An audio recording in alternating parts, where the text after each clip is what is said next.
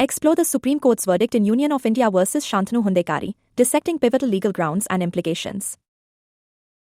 In the landmark judgment dated 24 January 2025, the Supreme Court examined an appeal by the Revenue against the High Court's decision interpreting the Central Goods and Services Tax (CGST) Act. The case revolved around show cause notices issued by the Revenue, seeking recovery of 3,731 crore rupees from an employee, invoking discussions on liability under GST provisions. Key parties included the Union of India and others, represented by Additional Solicitor General Mr. Venkataraman, and respondent Shantanu Sanjay Hundekari, represented by Ms. Anuradha Dutt.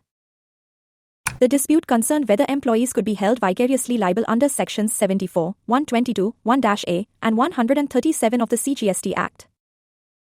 Specifically, the Revenue's notices sought disproportionate recovery amounts attributed to alleged violations under these sections, raising a critical legal issue of jurisdiction and personal liability. Section 74 governs tax recovery based on fraud, willful misstatement, or suppressed facts.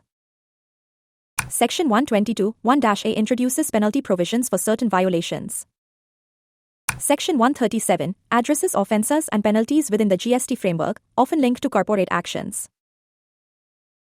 These provisions formed the foundation for the show cause notices and sparked debate about their applicability to individual employees.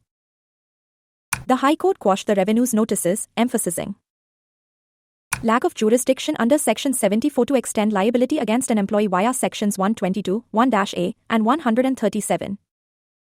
Misapplication of vicarious liability principles, asserting liability should rest on the company, Maersk in this instance, rather than individual employees. The disproportionate demand of 3,731 crore rupees was deemed unconscionable. The Apex Court upheld the High Court's decision, declining to interfere.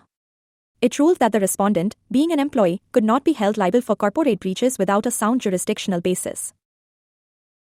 The court also dismissed the special leave petitions, yet left open the broader legal interpretation of Sections 122, 1-A, and 137 for future cases. By dismissing pending applications, the court underscored the need for precise and fair application of GST liability laws, avoiding blanket liabilities on employees without clear statutory backing. This decision reinforces safeguards against undue personal accountability under GST provisions.